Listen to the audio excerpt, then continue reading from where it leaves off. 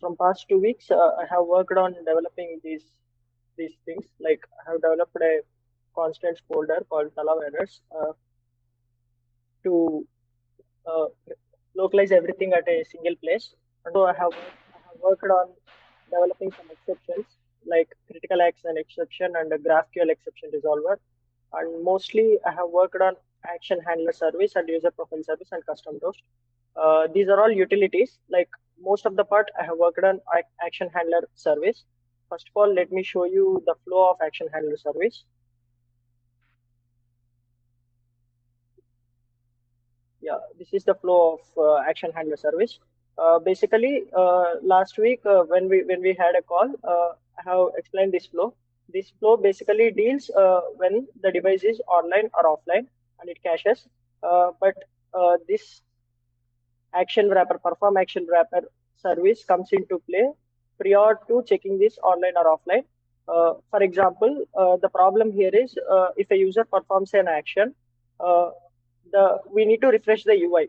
Like even if we cached or if we have executed it with respect to the API, we need to prompt the user with the UI changes, right? If the API action is successful, I mean, if the mobile is online and if the API action is successful, then the user will automatically get the UI refreshed according to the API response. But we are dealing with a situation where if the device is offline and we can't make an actual API call, then how should we handle the UI changes? So for that, I've designed this action handler service, and this is the flow of it. First of all, the user performs an action, and the user service basically checks if the particular action is critical action or optimistic action. Uh, First, let me explain what is this critical and optimistic thing. If the When we say an action is optimistic, we don't bother about the actual response of the API. We just execute the action in hoping that the action will definitely be give a success response, and we'll execute the action. Okay, like liking a post or commenting a post. These are not so critical. Like if we update the UI also, when we get back with the internet, then we can update it accordingly. If we come to critical actions like logging in, logging out, or creating a post or deleting a post, these are critical actions. Like if we are offline and if we perform them, if we cache their actions, and once the device is online, if we try to resync them, then we may have a problem because the UI needs changes and it's hard to handle, right? So I have researched on some of the best practices that most of the big applications do there.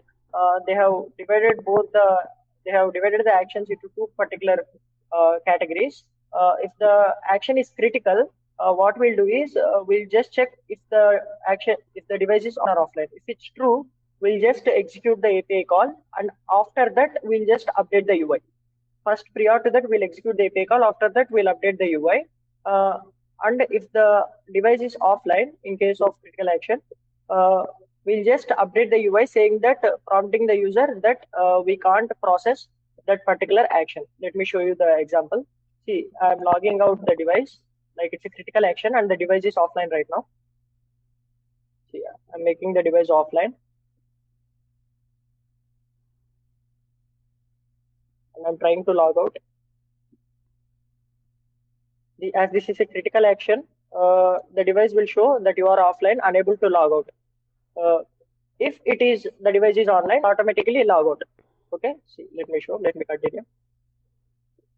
If once again we turn on the internet, and once again if the device is online, we'll just automatically log out. Yeah, this is in the case of critical actions. So in this case, Now, hold on a yeah, second. yeah, So in this case, when the device comes back online, the logout action will yeah, automatically occur, or will the user have to do it again? yeah. User have to do it. Okay, Actually, thank the you. idea is we won't cache the critical actions, Peter, because if we cache the critical actions, it will be hard for us to integrate in the front end too, like handle in the front end too. Most of the applications like Instagram I have tested also, they also do the same. Like login, logout, they will just show unable to log in. Please try again after internet connection. That makes sense. It makes it a lot simpler. I just wanted to know. Thank you. Yeah, yeah, yeah. And now coming to the optimistic action. Optimistic actions, as I've said, we hope that the API call will be successful and we'll update the UI prior to the API call. Okay. See, let me show you the, for example, liking a post.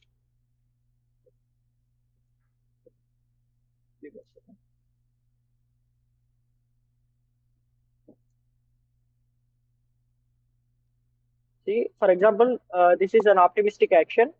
Now we are trying to like a post. I have turned off the internet. The device is offline right now, and I have liked a post now. See, the number of likes are 0. I have liked the post. Uh, Once again, now I'll turn on the internet back on. The device is once again online now. Now automatically the post is liked once the device is online. Uh, Let me refresh the UI. Like for now, I'm doing the refreshing of the application manually. Till next meet, I'll just make it automatic. Like I'll develop a utility and make the refreshing automatic. Yeah, see now the number of likes in the post are 1. Okay, this is how the backend, like the optimistic actions get executed in the backend once the device is online. uh, we execute the API call. We'll just make the UI refresh and we'll execute the API call. If it's success, we'll do nothing. Like we need not to again refresh the UI. If it's fail, we'll just show user action cannot be performed when the device is online. Yeah. After this, this is the high level. Like this is the actual architecture. For this, I have developed a service called user action handler. The utility type of thing. I have developed this service and I have integrated this service with almost every action in the application, like create, read, update actions. Let me show you. Yeah, you can take a look. For instance, let's take this is a update post, like update post method. Previously, like yeah, previously it was like this, like it was as usual. Once I have developed that service, I have integrated it like this into the application. Perform action. I will mention here what's the type of the action. It's critical or optimistic, and then we'll perform the API action here. Okay, if we get a valid result, we'll just execute the result like according to the result. On success, like if the API call is success, we'll show what is the UI required for it. If not, just throw an exception, and at the end, we'll just perform any actions that are immaterial of the action type or offline or online. Yeah. Yeah. This is the piece which I have designed. Like first we'll come here inside and we'll check the action type. If the action is optimistic, we'll update the UI prior to the API call. Here we are making the API call. We'll update the UI prior to the API call.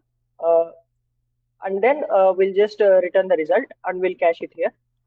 If the application, if the action is critical, we'll come here, we'll check if the application is online or offline. If it's online, we'll just execute the API call prior to the UI refresh. Once the API call is success, then we'll perform the UI refresh. Else, we'll just throw an exception showing please connect to the internet or try again later.